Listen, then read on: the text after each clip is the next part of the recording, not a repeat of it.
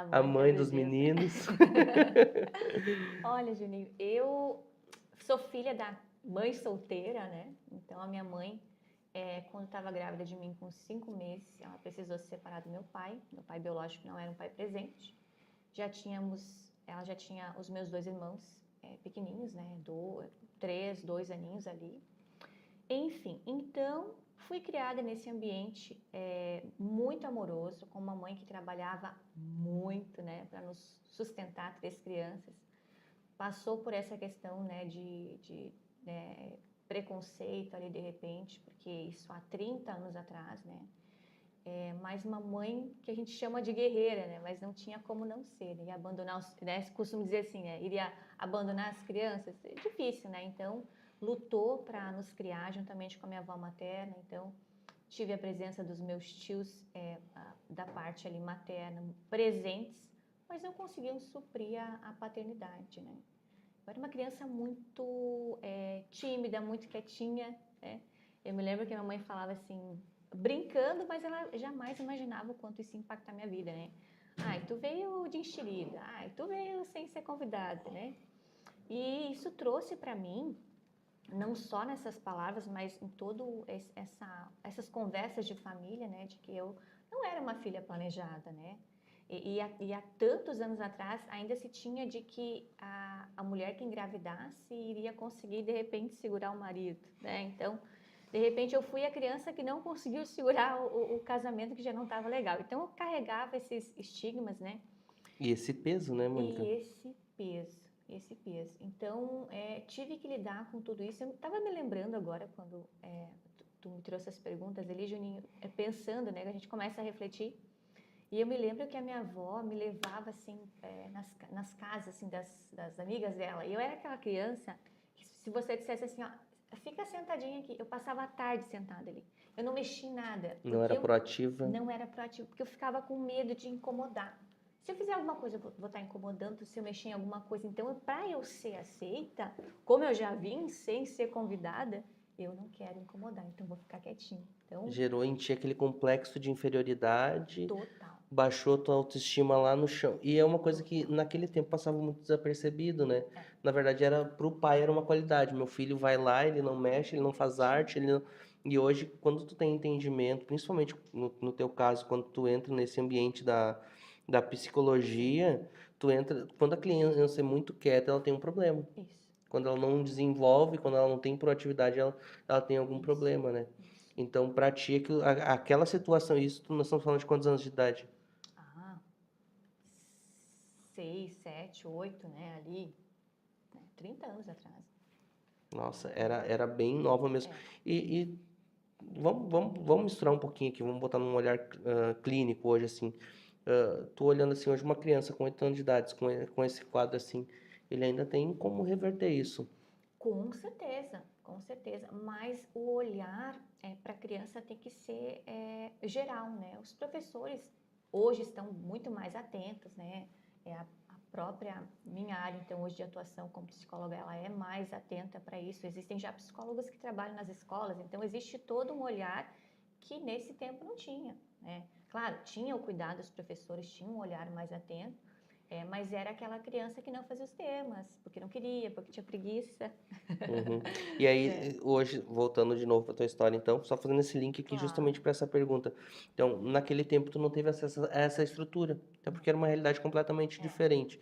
Como é que a Mônica foi superando esse desafio ao longo do tempo, ao longo de tudo que foi acontecendo? Tua mãe observou, alguém observou? Olha, a minha mãe tinha pouco tempo, de repente, até de observar, né? Porque o tempo que ela estava em casa, ela estava fazendo os afazeres da casa e tal, né? Não tinha enfim, tinha empregado e tal. Apesar de ser uma mãe muito presente, de repente ela pensava que era o meu temperamento, e realmente eu não sou uma pessoa explosiva, né? Mas me descobri um pouco mais sanguínea com o tempo. É isso que eu estou fazendo hoje, né? Falando assim ao vivo, me expondo, nossa, jamais era impensado. Eu não tinha confiança para isso, eu não tinha, né? Nossa, o que eu vou falar que vai acrescentar na vida de alguém, né? Então ali também, aí fui crescendo e tal. E eu me lembro de uma coisa que era muito interessante, que eu me lembrei há um tempo atrás. Quando eu estava aprendendo a ler e escrever, eu tinha tanto medo de alguém, porque tu não sabe escrever, tu não está conseguindo escrever, que eu fazia de conta que eu escrevia e eu achava que a minha mãe ia achar que era uma letra mesmo aquilo ali, Lê sabe? pra mim o que tá escrito. Ei, Mas tá aqui, mãe, eu escrevi. Então, assim, nossa, foram muitos os atravessamentos ali da minha infância que eu tive que lidar, né? Eu era uma criança também muito doente, sempre tinha muita anemia, né? Depois eu desenvolvi uma escoliose, que é um desvio na coluna, né? E aí fui descoberto já com um grau mais avançado. E tudo que eu falo isso, hoje parece que eu estou expondo assim, a minha mãe já partiu, né? Mas tudo que eu converso, e eu só consigo conversar porque eu já tinha conversado com ela, né? Porque eu entendi esse lado materno, né? Hoje eu entendo muito mais que ela realmente não conseguia dar conta, né? E durante muito tempo eu quase que julgava ela, assim, né? Mas depois eu consegui entender que não tinha como um ser humano dar conta de tudo que ela tinha e ainda ser a mãe perfeita, né? E hoje, nesse olhar, tu encontra a compaixão, Isso, né? E a generosidade, porque na medida que ela tinha, ela te dava tudo. tudo. É. Tudo que ela tinha. Só que a gente tem um problema, e eu sempre digo isso, né? Eu volto à questão sempre. A gente tem um problema que a gente só olha para nós, Isso. né? A gente olha só para o nosso problema, para a nossa situação e para o nosso ambiente onde a gente se encontra. E às vezes o fator de nós fazermos muito isso se torna um hábito de se tornar vítimas, Uhum, né? Quando às vezes a gente tem pessoas incríveis uhum, lutando e construindo uma história incrível para que a gente lá na frente descubra que essa não era a nossa real realidade, né? Então eu vejo assim hoje, até quando tu falou da escoliose ali, tu falou também, tu mencionou, né, sobre ter sido criado mais pela tua mãe, pela tua avó, teus tios maternos, foram essa referência masculina assim. Como a paternidade é importante na vida de um filho, Nossa, né? O pai ele tá ali para dar destino, a mãe é o cuidado, é um zelo. Só que daí tu conheceu só a figura materna. isso. Por mais que os homens que tu teve na tua vida, que foi teus tios, os teus irmãos ali, por mais que eles foram uma referência para ti, eles não foram pais, Exato. Nem né? podiam ser. E por isso que talvez tu olhava para frente e disse, pô, falta destino para mim. Exato. Pô, falta um caminho para me ver aonde que eu vou chegar. Exato. A Mônica, nesse tempo, não conseguia olhar para ela e dizer assim, pô, você é uma psicóloga, eu vou cuidar da mente das pessoas, Nunca. e justamente pela falta de paternidade, né?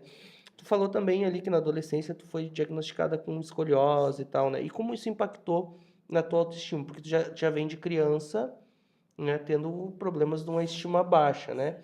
E como é que isso influenciou, impactou a tua estima e a tua visão de mundo na época?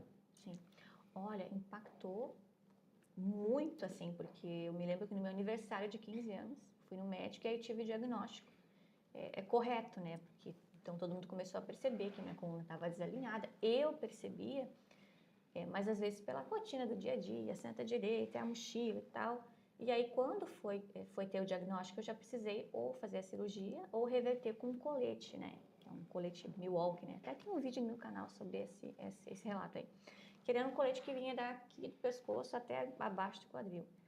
Então eu já andava na rua assim com já estigma, né? As pessoas acham que às vezes quando a pessoa tem uma debilidade assim física, ela já tem uma intelectual, não necessariamente. Então eu me via às vezes na rua, as pessoas não queriam conversar comigo, ou ficavam assim, nossa, que estranho esse negócio que essa menina usa.